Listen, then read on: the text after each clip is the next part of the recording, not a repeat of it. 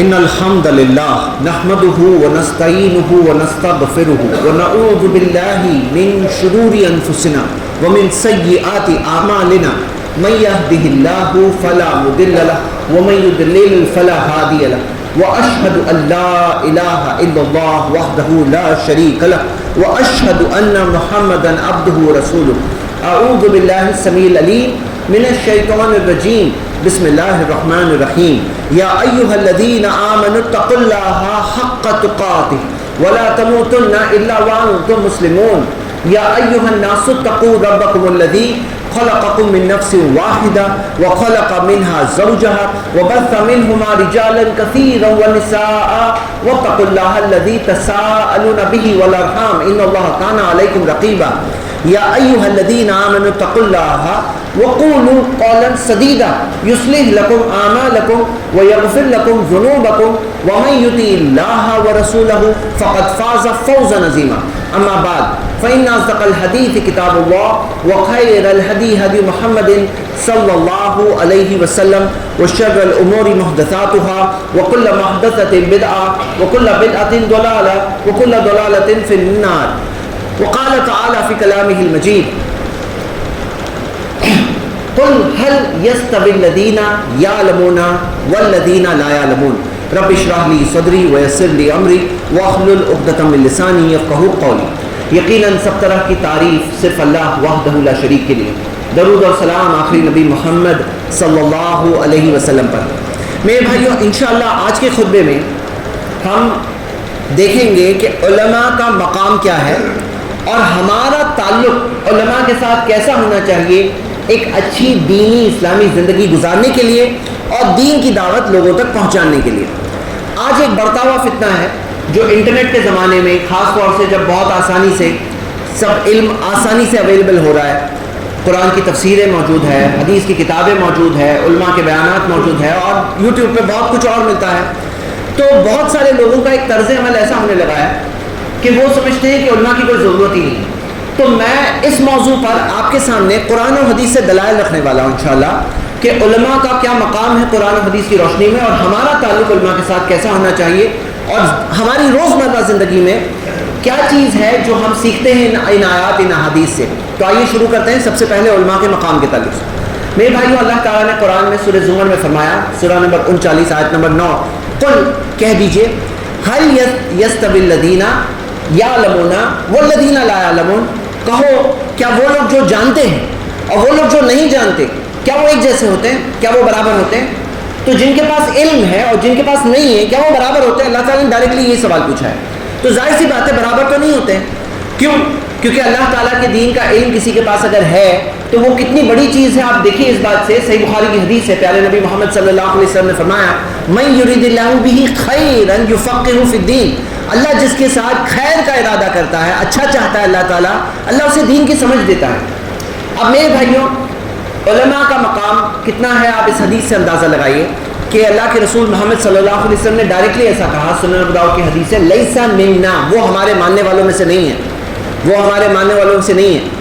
من لم یجل کبیرنا, جو ہمارے بڑوں کی عزت نہ کرے, ویرحم صغیرنا, ہمارے چھوٹوں پر رحم نہ کرے, ویعرف لعالمنا حقا, اور ہمارے عالموں کے حق کو نہ پہچانے, ان کے مقام کو نہ پہچانے. دیکھیے کیا ہوتا ہے, ہر فیلڈ کے ایکسپرٹس ہوتے ہیں. اب آپ کو مثال کے طور پر اگر دوا لینی ہے تو اس کا ایکسپرٹ کون ہوتا ہے؟ ڈاکٹر ہوتا ہے. تو ڈاکٹر کا ایک مقام ہے میڈیسن کے فیلڈ میں. مثال کے طور پہ آپ کو اگر عمارت بنانی ہے, بلڈنگ بنانی ہے, اس کا ایک انجینئر ہوتا ہے. اب انجینئر کا مقام ہے کنسٹرکشن کے فیلڈ میں. اگر آپ کو کوئی بھی فیلڈ کا, جیسے آپ کو کورٹ میں کوئی کیس لڑنا ہے, اس فیلڈ کا جو ایکسپرٹ ہوتا ہے لائر ہوتا ہے. تو جہاں پہ جو فیلڈ کے ایکسپرٹس ہوتے ہیں ان کی کوئی قدر ہوتی ہے کہ نہیں ہوتی اس چیز کے اندر. ہم دیکھتے ہیں کہ میرے بھائیوں جب دین کا معاملہ آتا ہے تو جو آج ایک سوچ بنتی جا رہی ہے نا, نہیں بس کوئی عالم کی ضرورت نہیں, ہم خود ہی کافی ہے, اس سے بہت بڑے بڑے پرابلمس پیدا ہونے والے ہیں اور ہو رہے ہیں آلریڈی, اور اس کا بہت خطرناک نتیجہ ہوگا. اسی وجہ سے ہم قرآن و حدیث میں جو باتیں کہی گئی ہے اس کی طرف ہم واپس لوٹتے ہیں اور دیکھتے ہیں کہ کیا ہے معاملہ, کیا چیز سکھائی گئی ہے. اللہ تعالیٰ نے قرآن میں سورہ مجادلہ میں فرمایا یرفع اللہ الذین آمنوا منکم, تم میں جو ایمان والے ہیں اللہ انہیں اونچا مقام دے گا, اونچا مقام دے گا. والذین اوتوا العلم درجات, لیکن جنہیں علم دیا گیا انہیں تو اللہ تعالیٰ درجات دے گا, بلندیاں دے گا. تو یعنی کیا کہ جس کے پاس علم ہے اللہ کے دین کا ان کے لیے کیا ہے؟ درجات ہے، بلندیاں ہیں. یہ چیز قرآن میں ذکر ہے سورہ مجادلہ کی آیت میں. آگے نبی صلی اللہ علیہ وسلم نے فرمایا. اب قرآن کی ایک اور آیت لیتے ہیں سورہ عنکبوت کی، سورہ نمبر 29 آیت نمبر 43. اللہ تعالیٰ نے فرمایا وَتِلْكَ الْأَمْثَالُ نَضْرِبُهَا لِلنَّاسِ، یہ مثالیں ہیں جو ہم لوگوں کے لیے دیتے ہیں.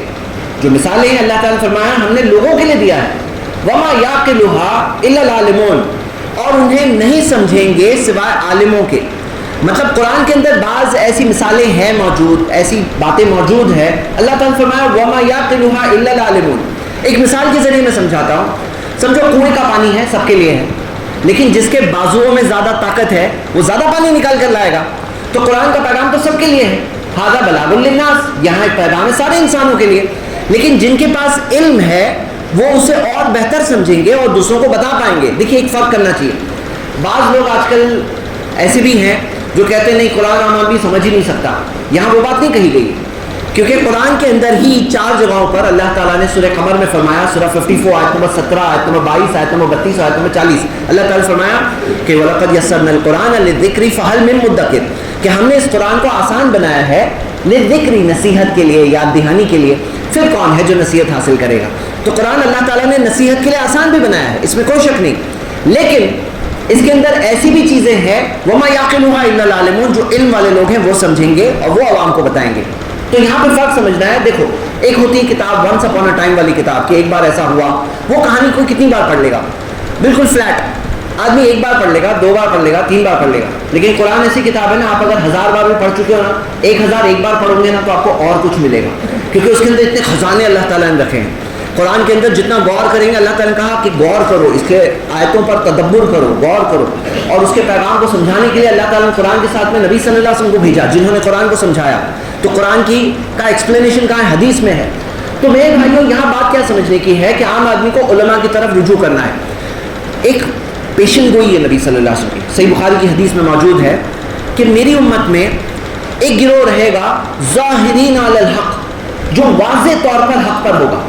مطلب ایک گروہ تو ہمیشہ رہے گا، قیامت تک رہے گا، جو واضح طور پر حق پر رہے گا. اور اللہ کے رسول صلی اللہ علیہ وسلم نے فرمایا لا یضرهم من خذلهم، جو لوگ ان کے خلاف جائیں گے اس سے ان کو کوئی نقصان نہیں پہنچے گا. جو ان کے خلاف جائیں گے اس سے ان کو کوئی نقصان نہیں پہنچے گا، یہاں تک کہ قیامت آ جائے گی وہم کذالک، اسی طرح باقی رہیں گے. یعنی کہ ایک سمجھ لیجیے زندگی تو ہے امتحان. انسان آتا ہے دنیا میں اور دنیا میں بہت سارے مذہب دکھتے ہیں، وہ مذہبوں میں ایک ہی مذہب صحیح ہے، ان الدین عند اللہ الاسلام، جو دین اللہ کے نزدیک قبول ہے وہ ہے اسلام. کوئی اسلام پر آیا، اب اسلام کے اندر آتے ہیں تو یہاں تو بہت سارے الگ الگ مسلک دکھ رہے ہیں، فرقے دکھ رہے ہیں، بہت سارے طریقے دکھ رہے ہیں. تو نبی صلی اللہ علیہ وسلم نے پیشن گوئی کی کہ ایک گروہ تو واضح طور پر حق پر ہمیشہ رہے گا. مطلب ایک تو رہے گا، ایسا نہیں ہونے والا ہے کہ صحیح جواب چنو اور سب غلط ہی غلط جواب دیے، یعنی ایک صحیح جواب وہاں پکا رہے گا. اب یہ ہے پیشن گوئی. اب عام آدمی سوچے کہ بھائی دنیا میں کوئی بھی انسان آیا ہے، وہ کیسے پہچانے کہ کون سا صحیح ہے کون سا غلط ہے. تو آپ کو میں ایک سمپل بات بتا رہا ہوں مختصر، کہ ایک ہے توحید، کہ توحید کے اندر شرک کوئی کر رہا ہے تو کیا صحیح ہو سکتا ہے؟ سب سے بڑا گناہ جو اللہ تعالیٰ نے کہا ان اللہ لا یغفر ان یشرک بہ، اللہ ہرگز معاف نہیں کرے گا کہ تم اللہ کے ساتھ کسی کو شریک کرو. کیا شرک کا گناہ کوئی کر رہا ہے تو کیا چلے گا؟ نہیں چلے گا. توحید تو صحیح ہونی لازم ہے سب سے پہلے. کیا اتباع سنت، جو ہمارا کلمہ ہے نا لا الہ الا اللہ محمد رسول اللہ، تو محمد صلی اللہ علیہ وسلم ہمارے رسول ہیں، کیا اس کے اندر اگر مثال کے طور پر بعض لوگ اس کے اندر یہ غلطی کرتے ہیں کہ کچھ لوگ کہتے ہیں دین میں نئی نئی چیزیں ہیں ہمیں اس کے پیچھے چلنا ہے، بدعات کے پیچھے چلنا ہے. حالانکہ جو دین میں نئی چیزیں ہیں نبی صلی اللہ علیہ وسلم نے فرمایا فہو رد، وہ چیز ریجیکٹڈ ہے. پیروی کرنا ہے نا، اتباع پیروی کرنا ہے. جو بدعت کر رہا ہے وہ نبی صلی اللہ علیہ وسلم کی پیروی نہیں کر رہا ہے، وہ کسی اور کی پیروی کر رہا ہے. مطلب پیروی جو پیچھے چلنا ہے نبی صلی اللہ علیہ وسلم کی، تو وہ تو سنت ہے. اگر ہم دین پہ چلیں گے، سنتوں پہ چلیں گے تو ہم بدعت نہیں کر سکتے. بدعت یعنی دین میں نئی چیز جو نبی صلی اللہ علیہ وسلم نے نہیں کیا، کر سکتے تھے نہیں کیا، صحابہ کرام نے نہیں کیا، اور ہم اگر وہ چیز کریں. پتہ کیا چلا کہ کوئی کہتا ہے کہ بدعت کرنا صحیح ہے، وہ صحیح نہیں ہو سکتا. موضوع کیا ہے ہمارا کہ ہم پہچانیں کیسا کہ کون سے علماء صحیح ہے. تو میں آپ کو چیک لسٹ دے رہا ہوں کہ ایک عام آدمی اگر یہ سب چیزیں چیک کرے تو اس کو خود کا سمجھ میں آ جائے گا. تو جیسے مثال کے طور پر سب سے پہلے توحید میں کوئی اگر شرک کرنے سکھا رہا ہے، شرک کئی شکلوں میں ہوتا ہے بھائی، شرک کئی شکلوں میں ہوتا ہے. بعض لوگ ہوتے ہیں جو شرک کی اوپن شکلیں ہوتی ہے کہ اللہ کے علاوہ اوروں کے لیے سجدہ کرنا، اوروں کے لیے رکوع کرنا، اوروں کے لیے قربانی کرنا. ساری عبادت کس کے لیے؟ اللہ کے لیے. ہمارا کلمہ کیا ہے؟ لا الہ الا اللہ, نہیں ہے کوئی معبود برحق سوائے اللہ کے, ساری عبادتیں کس کے لیے؟ صرف اللہ کے لیے, یہ ہمارا کلمہ ہے. تو یہاں پر اگر کوئی فیل ہو رہا ہے, بعض لوگ اوپن شرک کرتے ہیں, یہ اوپن شرک ہو گیا کہ اللہ کے علاوہ اوروں کے لیے کرنا, یہ کیا ہے؟ شرک ہے. عبادت صرف اللہ کے لیے ہے, ساری عبادتیں کس کے لیے؟ قل ان صلاتي ونسكي ومحياي ومماتي لله رب العالمین, سورہ نام سورہ 6 آیت نمبر 162. کہو میری نماز, میری قربانی, میری زندگی, میری موت سب اللہ ہی کے لیے جو سارے جہانوں کا رب ہے. تو ہماری ساری عبادتوں میں کس کا حق ہے؟ صرف اللہ کا حق ہے. اب چیک لسٹ میں سب سے پہلے کیا چیک کریں گے؟ توحید میں پاس ہے کہ نہیں ہے؟ توحید میں پاس نہیں ہے تو یہاں پہ فیل ہو گئے. اتباع سنت میں پاس ہے کہ نہیں ہے؟ کوئی کرتا ہے کہتا ہے بدعت کرو, کیسے صحیح ہو سکتا ہے؟ اتباع کرنی ہے, پیروی کرنی ہے, کس کی؟ نبی صلی اللہ علیہ وسلم کی. بدعت کرنے والا, بدعت نبی صلی اللہ علیہ وسلم نے کی ہے کیا؟ نبی صلی اللہ علیہ وسلم کرتے تو وہ سنت ہوتی, وہ بدعت ہی نہیں ہوتی. اسی طرح بعض لوگ کہتے ہیں کہ نہیں ہم ان کی پیروی کرتے ہیں, ہم ان کو مانتے ہیں, ہم ان کے ماننے والے ہیں. حدیث آ جاتی ہے, حدیث سامنے رکھی جاتی ہے, وہ کہتے ہیں نہیں یہ حدیث نہیں, ہم تو فلاں امام کے ماننے والے ہیں. حالانکہ سارے اماموں نے کیا سکھایا؟ پیروی کس کی کرو؟ نبی صلی اللہ علیہ وسلم کی کرو. اتباع کس کی کرو؟ نبی صلی اللہ علیہ وسلم کی کرو. سارے علماء کرام, بڑے بڑے امام جتنے بھی گزرے, سب نے یہی سکھایا کہ تمہیں نبی صلی اللہ علیہ وسلم کی پیروی کرنا ہے, ہم جو سکھا رہے ہیں ان کی پیروی کرنا ہی سکھا رہے ہیں. اور جیسے مثال کے طور پہ امام ابو حنیفہ رحمہ اللہ نے فرمایا کہ اذا قلت قولا يخالف کتاب اللہ, اگر میں کوئی ایسی بات کہہ دوں جو اللہ کی کتاب کے خلاف چلے جائے, وخبرنی رسول اللہ, یا نبی صلی اللہ علیہ وسلم کے فرمان کے خلاف چلے جائے, فترکوا قولی, تو میری بات کو چھوڑ دینا. امام شافعی نے تو کہا میری بات کو دیوار پہ مار دینا اگر خلاف چلے جائے. یہی سکھایا سب نے. تو اگر کوئی کہتا ہے نہیں ہم ان کے ماننے والے, حدیث سامنے ہے, نہیں نہیں ہم ان کے ماننے والے, تو یہاں تو یہ بات لا الہ الا اللہ محمد رسول اللہ جو ہمارا کلمہ ہے, اس کے بیسک پیغام کے خلاف جا رہی ہے بات. اسی طرح بعض لوگ ہیں جو کہتے ہیں حدیث تو حدیث ہے, صحیح ضعیف موضوع کچھ نہیں. حالانکہ ہم دیکھتے ہیں نبی صلی اللہ علیہ وسلم نے فرمایا من کذب علی متعمدا فلیتبوا مقعدہ من النار, جو میرے نام میں کوئی جھوٹی بات منسوب کرے اپنے لیے جہنم کی آگ میں جگہ بنا لے گا. تو جھوٹی بات جو گڑی ہوئی حدیثیں ہیں اس پہ کیا چلنا ہے؟ نہیں چلنا ہے. اسی طرح نبی صلی اللہ علیہ وسلم نے فرمایا دا ما یریبک الی ما لا یریبک, اس چیز کو چھوڑ دو جس میں شک ہے, اس چیز کے لیے جس میں شک نہیں ہے. یعنی ڈاؤٹ فل چیزوں کو چھوڑنا ہے. اسی وجہ سے ضعیف حدیث نہیں, قرآن اور صحیح حدیث پہ چلنا ہے. اب یہ ساری کیا ہے؟ یہ چیک لسٹ ہے جس سے ایک انسان پہچان سکتا ہے. اب ایک بار پہچان لیا کہ یہ علماء کرام جو موجود ہیں یہ علماء حق ہے, اب اس کے بعد کیا ہے ان کا مقام. اب دیکھو میرے بھائیو, مقام پہ ہم واپس آ رہے ہیں. ہم موضوع کے ایک سیکشن کو کور کر کے اب ہم واپس مین موضوع پہ آ گئے. مین موضوع کیا ہمارا چل رہا ہے؟ ہمارا مین موضوع یہ چل رہا ہے کہ ایک عام آدمی کو علماء کی طرف رجوع کرنا ہے. میں آپ کو دلائل دے رہا ہوں. قرآن کی نبی صلی اللہ علیہ وسلم کی ایک حدیث ہے سنن ابو داؤد میں صحیح سند سے, 3 ٹائپ کے جج ہوتے ہیں. 2 جہنم جائیں گے, 1 جنت جائے گا. کون 2 جہنم جائیں گے؟ ایک وہ جو ناانصافی سے فیصلہ کرے, وہ جہنم جائے گا. دوسرا وہ جو نبی صلی اللہ علیہ وسلم نے فرمایا اعلیٰ جہل, جو بغیر علم کے فیصلہ دے دے, بغیر علم کے کوئی جج ہو, سب کچھ سنے بغیر, معلومات حاصل کیے بغیر ہی فیصلہ دے دے, نبی صلی اللہ علیہ وسلم نے کہا وہ جہنم جائے گا. یعنی وہ جہنم کے ہی راستے پر ہے. اور کون جنت جائے گا؟ جو انصاف کے ساتھ علم کی بنیاد پر فیصلہ کرے. اب یہ حدیث میں یہاں کیوں بتا رہا ہوں اس موضوع کے تحت کہ مثال کے طور پہ ایک عام آدمی ہے, اب دین کا کوئی مسئلہ آیا, دین کا کوئی مسئلہ آیا, اگر آپ نے کوئی ایک آیت سنے ہو اس موضوع پر, ایک حدیث سنے ہو, اور آپ بولو ہاں یہ صحیح ہے میں یہ کروں گا, لیکن اس موضوع پر اور کون سی آیتیں ہیں, اور کون سی حدیثیں ہیں, کون ہے جن کے پاس اس ٹاپک کا پورا علم ہوگا, جو اس فیلڈ کے اسپیشلسٹ ہیں. اب جیسے مثال کے طور پہ دوا میں آپ کو ہو سکتا ہے ایک آدھ دوا کا نام معلوم ہے, یہ دوا صحیح ہوتا ہے, یہ دوا صحیح ہوتا ہے, لیکن وہ فیلڈ کے جو اسپیشلسٹ ہوتے ہیں, جو ڈاکٹر ہوتے ہیں, تو ان کے پاس نالج ہے. اب اس کو پتا ہے کہ بھئی کون سی بیماریاں ہیں, کون سا سیزن چل رہا ہے, کون سی بیماریاں چل رہی ہے, اور کیا چیزیں ہیں, تو ڈاکٹر کو پتا ہے, تو ہم لوگ ڈاکٹر کے پاس جاتے ہیں. ایسا تو نہیں کرتے کہ ایک عام آدمی آپریشن تھیٹر میں گھس گیا, بولے میں سرجری کر لوں گا, میں ہی کاٹ کے آپریشن کر لوں گا, تو نہیں چلے گا. بھلے ہی آپ کو آتا ہے کٹنگ وٹنگ کرنے, لیکن نہیں, وہ اس کا اسپیشلسٹ سرجن ہوتا ہے, وہ اس فیلڈ کا میدان کا ایکسپرٹ ہے. تو ہم دنیا کے باقی معاملات میں تو ایکسپرٹس کی اہمیت مانتے ہیں. کوئی ایروپلین اڑانا ہے تو کوئی نہیں کہے گا عام آدمی اڑا دے گا, نہیں, اس کا پائلٹ جو ایکسپرٹ ہوتا ہے وہی اڑائے گا. سرجری کرنا ہے تو وہی کرے گا. دیکھو فرق ہوتا ہے. کیا ہوتا ہے, ایک عام آدمی سے مان لو کبھی سرجن سے بھی مسٹیک ہوتی, سرجن کرنے گیا تھا لیکن ہو گئی ڈیتھ, موت ہو گئی, تو ہم لوگ کیا کہیں گے کہ اب آدمی اتنے آپریشن سب کر رہا ہے تو ایک آدھ کبھی پیشنٹ میں کچھ فیل ہو گیا, انسان ہے آخر میں وہ, تو ہم انڈرسٹینڈ کریں گے. موت ہوئی, اس سرجن کے ہاتھوں موت ہو گئی, تو ہم تھوڑا سا سمجھیں گے. لیکن ایک عام آدمی آپریشن تھیٹر میں گھس گیا اور وہ آپریشن کرنے کے چکر میں پیشنٹ کی موت ہو گئی, تو ہم لوگ بولیں گے تم نے تو مرڈر کیا. ہم یہ نہیں کہیں گے کہ اس کے اندر چلے گا, وہ سرجن کے لیے بولیں گے کہ بھائی مانتے ہیں ہم لوگ کہ انسان ہے, لیکن اس کے لیے نہیں بولیں گے انسان ہے, یہاں پہ تم ایکسپرٹ نہیں ہو. پتہ چلا ہمیں جو اس فیلڈ کے ایکسپرٹس ہوتے ہیں اس کی طرف کرنا ہے, ریفر کرنا ہے. تو میرے بھائیوں یہاں پہ بات کیا ہے کہ ہم جب دین اسلام میں زندگی گزار رہے ہیں تو ہمیں علماء کے مقام کو سمجھنا ہے, اہمیت کو سمجھنا ہے کہ اللہ تعالیٰ نے قرآن میں کیا فرمایا, فَاسْأَلُوا أَهْلَ الذِّكْرِ إِن كُنتُمْ لَا تَعْلَمُونَ, پوچھو علم والوں سے اگر تمہیں نہیں پتا. مطلب تمہیں نہیں پتا ہے نا تو کیا کرو. قرآن میں 2 جگہوں پہ آیت ہے, سورہ نحل سورہ 16:43, سورہ الانبیاء سورہ 21 آیت نمبر 7, کہ نہیں پتا ہے تو کیا کرو. اللہ تعالیٰ نے یہ نہیں فرمایا کہ اگر نہیں پتا ہے نا تو جو کرنا ہے کرو, ایسے نہیں کہا. یہ نہیں کہا کہ اگر نہیں پتا ہے نا زیادہ لوگ کیا کر رہے ہیں نا وہی کرنا, یہ نہیں کہا. فَاسْأَلُوا أَهْلَ الذِّكْرِ, پوچھو علم والوں سے. تو پوچھو علماء کرام سے, ان کی طرف ریفر کرو, ان کی طرف رجوع کرو. ہوتا کیا ہے نا, کبھی کبھار کوئی چیز ہوتی ہے جو ایک عام آدمی کیچ نہیں کر پاتا ہے, لیکن جو اس فیلڈ کے ایکسپرٹس ہوتے ہیں نا علماء کرام, وہ کیچ کرتے ہیں کہ یہ ٹرین یہاں سے نکلی ہے نا, یہ آگے کا اسٹیشن یہ آئے گا. تو کیا ہوتا ہے, کوئی چیز عام لوگ فتنہ آنے کے بعد سمجھتے ہیں, اور جو اس فیلڈ کے ماہرین علماء اکرام ہیں وہ اس کے فتنہ پیدا ہونے سے بعد پہلے سمجھتے ہیں کہ یہ فتنہ آگے پیدا ہوگا. تو علماء اکرام کی طرف رجوع کرنا, پوچھو جاننے والوں سے, چاہے دین کے مسائل ہو, چاہے روزمرہ زندگی کی چیزیں ہو, کیونکہ ہمارا دین ہمیں رہنمائی دیتا ہے کہ عبادت کیسے کرنا ہے, صحیح عقیدہ کیا ہے. لیکن یہاں پہ بات ختم نہیں ہوتی ہے. ہمیں تجارت کے اندر بھی بتایا گیا ہے کہ تجارت میں حلال حرام کیا ہے. ہمیں فیملی خاندان کے اندر بھی بتایا گیا ہے کہ شادی, طلاق, وراثت, یہ سب معاملات میں کیسے ڈیل کرنا ہے. ہمیں دنیا کے اندر کھانے پینے کے آداب, سونے اٹھنے کے آداب, صبح شام سے لے کر ٹوائلٹ جانے کے آداب تک ہمیں پورے طہارت کے آداب وہ سب بھی سکھائے گئے, یعنی زندگی جینے کا پورا طریقہ سکھایا گیا. تو ہمیں رہنمائی لینا ہے تو جو اس فیلڈ کے ایکسپرٹ کی طرف رہنمائی لینا ہے. لیکن ہم سب جی رہے ہیں 2023 کے سال میں, اور یہ سال کے اندر اب کیا ہوا ہے, یہ زمانے اور دور میں آپ کے ہاتھ جیب میں موبائل ہے, اور موبائل کے اندر بہت ساری چیزیں ملنے کا طریقہ ہے جو بہت اچھا ہے, اس کا استعمال کرنا چاہیے علماء کی طرف, لیکن رجوع کرنا چاہیے. وہ جو گائیڈنس دیں گے ان کی رہنمائی میں رہ کر آپ علم حاصل کرو, علم آگے بڑھو, قرآن پڑھو, حدیثیں پڑھو. کوئی سوال سمجھ میں نہ آئے تو پوچھو. اور اتنے سارے علماء کرام آج موجود ہے الحمدللہ, فتوا کی پوری ویب سائٹس ہے وہ بھی علماء کرام نے بنایا. تو یعنی بہت کچھ آج موجود ہے, لیکن ایک انسان کو کیا کرنا ہے کہ سمجھنا ہے کہ فیلڈ کے ایکسپرٹ کی ضرورت ہے. ایسا نہیں کہ میں خود ہی سمجھ لوں جو بھی کرنا ہے, کیونکہ ایسا کر رہے ہیں بعض لوگ. بعض لوگ جب اس راستے پر چل رہے ہیں تو آپ کو ایسے ایسے نئے نئے فتوے ملیں گے جو آج تک کسی نے نہیں بولا 1400 سال میں. ایسی نئی چیز بنا کر کے نکال کر کے لوگ لا کر دے رہے ہیں آج, جو ابھی تک کسی کو سمجھ میں نہیں آیا, ابھی جا کے کسی کو سمجھ میں آ رہا ہے.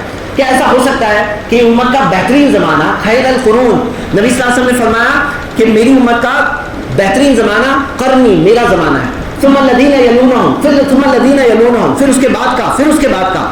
تو جو نبی صلی اللہ علیہ وسلم کا زمانہ, اس کے بعد کا نبی صحابہ اکرام کا اور تابعین کا, یہ جو زمانہ بہترین زمانہ خیر القرون, اب وہ لوگوں کو نہیں سمجھ میں آیا. 1400 سال بعد جا کے کسی کو سمجھ میں آ رہا ہے. کیا ایسا ممکن ہے؟ لیکن ہو رہا ہے. آج ایسے ایسے لوگ ہیں, جب بولنے کی آزادی ہے نا تو انٹرنیٹ پر, سوشل میڈیا میں کوئی بھی کچھ بھی بول رہا ہے. تو میرے بھائیوں, پابند رہنا بہت ضروری ہے کہ ہمیں چیک کرنا ہے, علماء اکرام کی طرف چیک کرنا ہے, رجوع کرنا ہے. یہی طریقہ ہے. اور نہیں سمجھ میں آ رہا ہے, پوچھو, سوال کو روک نہیں رہا ہے, لیکن خود اس میں فتوا دیں گے تو پھر کیا ہوگا. 3 ٹائپ کے جج بھی یاد ہے حدیث, ان میں سے ایک کون ہے جو جہالت کی بنیاد پر فیصلہ کرے. آپ فیصلہ کر رہے ہو بغیر علم کے, تو یہ تو خطرناک بات ہے کہ نہیں ہے. تو میرے بھائیوں آئیے, یہاں تک میں نے علماء کے اہمیت کے تعلق سے چند باتیں لی ہیں. بس ایک حدیث آخری لیتا ہوں, پھر آگے کے سیکنڈ پارٹ میں جا رہا ہوں. ایک حدیث ہم آخری لے رہے ہیں, ابو داؤد میں ہے, حدیث کی سند صحیح ہے.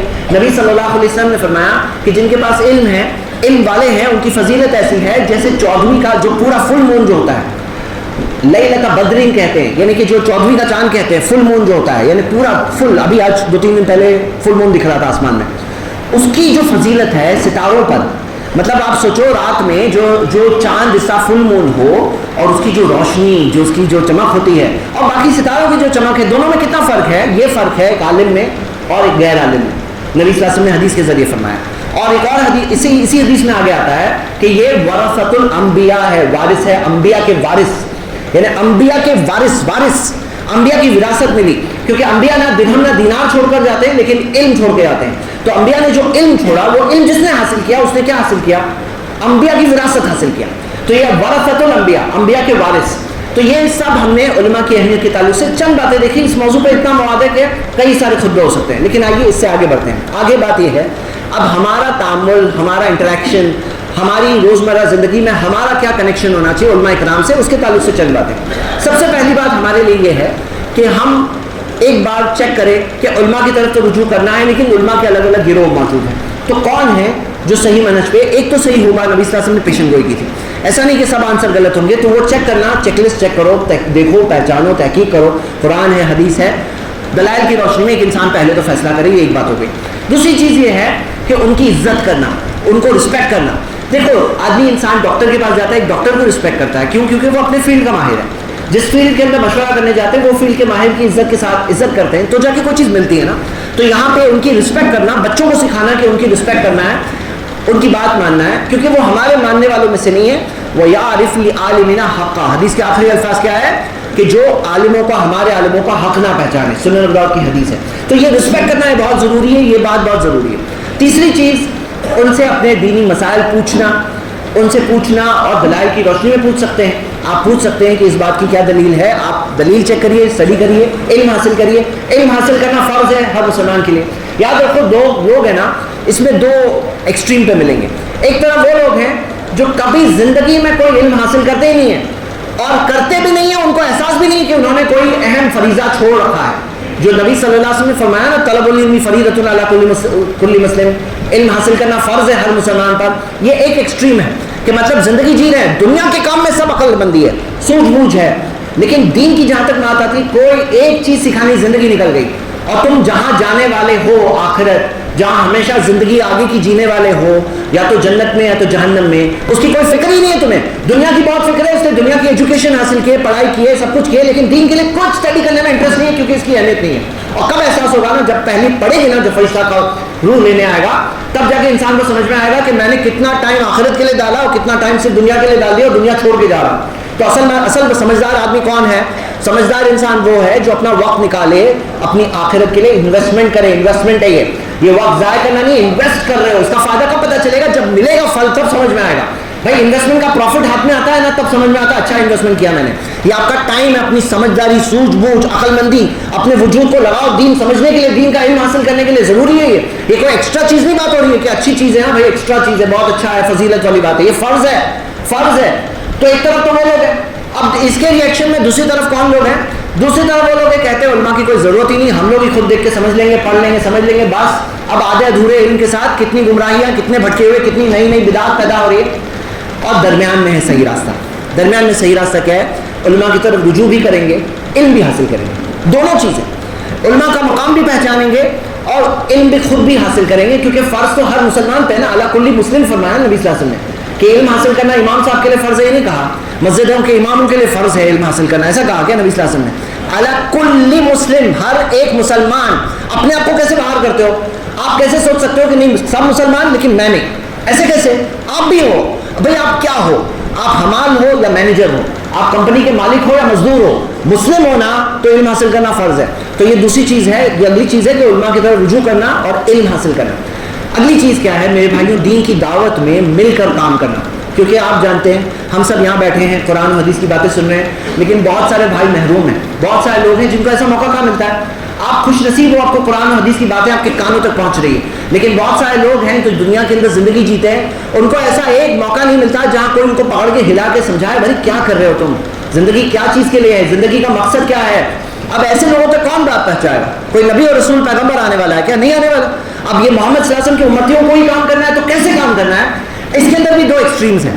ایک ایکسٹریم یہ ہے کہ بعض لوگ بولتے ہیں علماء کام کریں گے, یعنی ہم کچھ نہیں, ہم عالم نہیں ہیں, علماء ہی کریں گے, ہم کچھ بھی نہیں کریں گے, ہم بیٹھ کے صرف دیکھیں گے, اپنی زندگی جئیں گے, دنیا کا کام کریں گے, بزنس کاروبار جاب سروس کریں گے اور علماء کام کریں گے, دین کی دعوت. ایک طرف وہ لوگ ہیں. دوسری طرف وہ لوگ ہیں جو کہتے ہیں علماء کی کوئی ضرورت نہیں, ہم لوگ ہی کریں گے, ہاں ہم لوگ ہی کریں گے, ہم ہی کریں گے.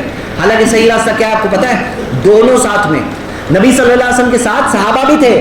عیسیٰ علیہ السلام نے فرمایا من انصاری الی اللہ, قرآن کی سورہ صف کی آیت ہے, کون بنے گا میرا مددگار اللہ کے راستے میں؟ تو صحابہ نے, تو ان کے ساتھی حواریون نے کہا نحن انصار اللہ, ہم بنیں گے اللہ کے دین کے مددگار. اور وہ لوگوں نے دین کی دعوت دی عیسیٰ علیہ السلام کے زمانے میں. نبی صلی اللہ علیہ وسلم کے زمانے میں ساتھ میں صحابہ اکرام بھی موجود ہیں.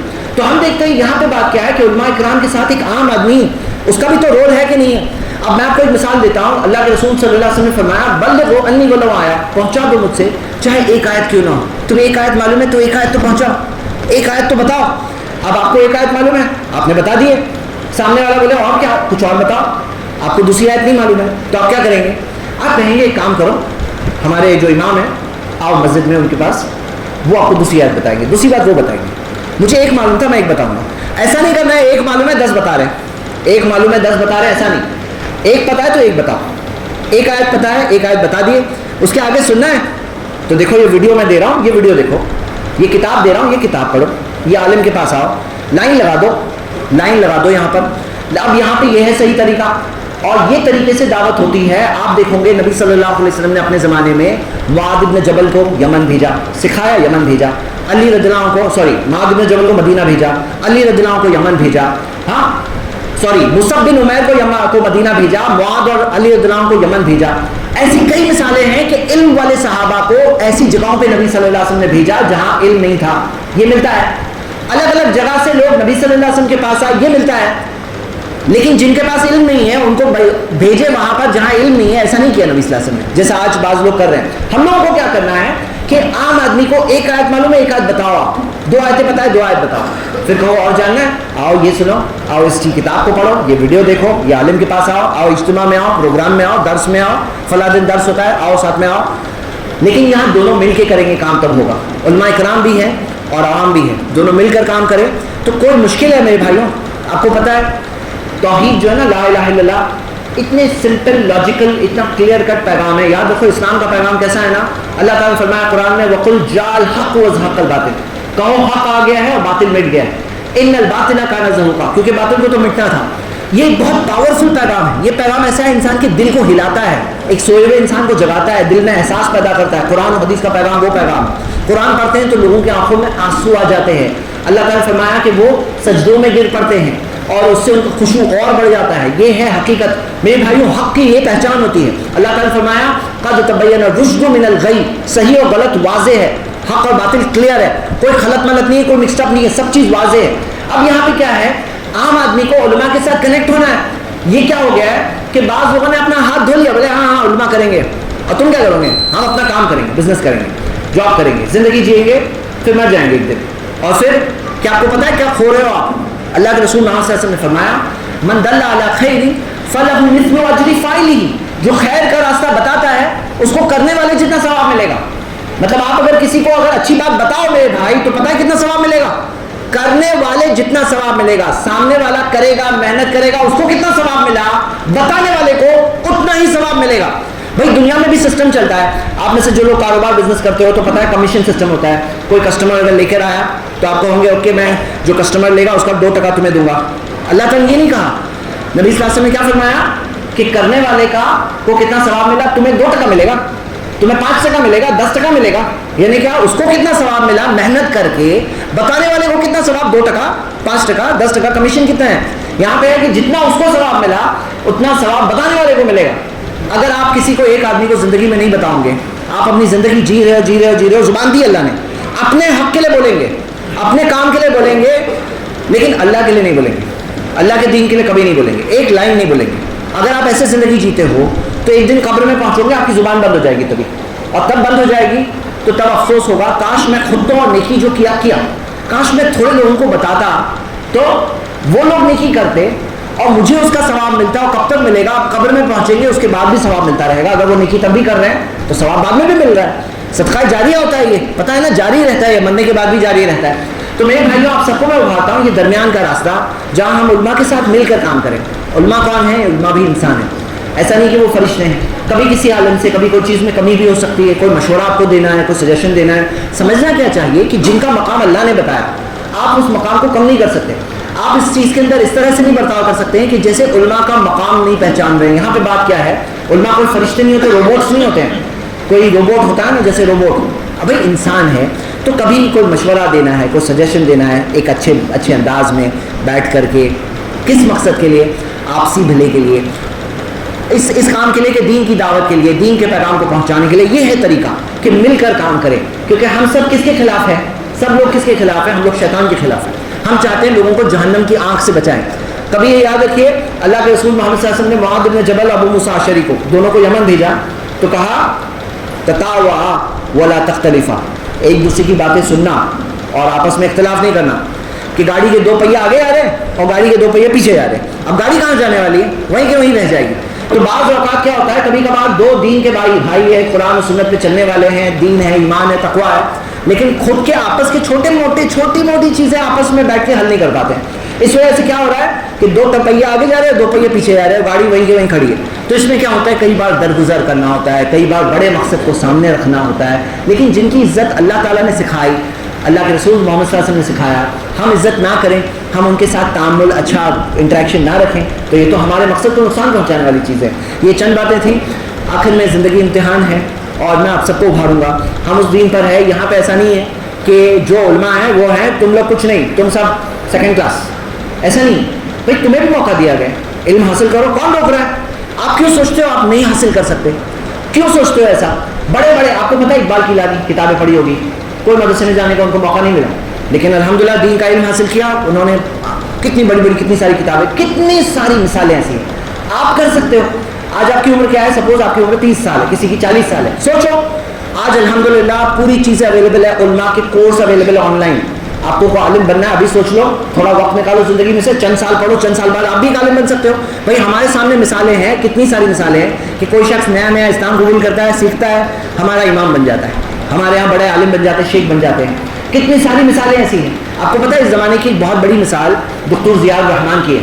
دکتور ضیاء الرحمان ساؤتھ کے, انہوں نے اسلام قبول کیا اور دین کا علم حاصل کیا. عمر آباد مدرسے میں پڑھے, مدینہ میں ایڈمیشن ملا, مدینہ گئے, وہاں پہ بیچلرز کیا, ماسٹرز کیا, PhD کیے, اور پھر انہوں نے ایک اتنا بڑا کام کیا. انہوں نے ایک ڈریم مشن تھا, کہا کہ میں ساری حدیثوں کو ایک کتاب میں جمع کرنا چاہتا ہوں. انہوں نے ایک کتاب میں جمع کرنے کا اتنا بڑا کام ابھی کے زمانے دور میں, یعنی اتنا بڑا کام کیا. کون؟ ایک ایسے پرسن ہے جو نئے نئے اسلام قبول کر کے اندر آئے تھے. تو کون روک سکتا ہے آپ کو؟ آپ کرنا چاہتے ہو تو کرو, کون؟ آپ بنو عالم. لیکن جو علماء ہے ان کے ساتھ میں اچھا تعامل رکھو, ان سے رسپیکٹ رکھو, ان سے سیکھو, ان کے ساتھ مل کے دین کی دعوت کا کام کرو. اللہ تعالیٰ سے دعا, اللہ ہم سب کو علم کی اہمیت سمجھنے کی توفیق دے, علماء کے مقام کو سمجھنے کی توفیق دے, اپنے گناہوں سے توبہ کرنے کی توفیق دے, دین کی دعوت لوگوں تک پہنچانے کی توفیق دے. اقول قولی ھذا واستغفر اللہ لی ولکم ولسائر المسلمین من کل ذنب واستغفروہ انہ ھو الغفور الرحیم.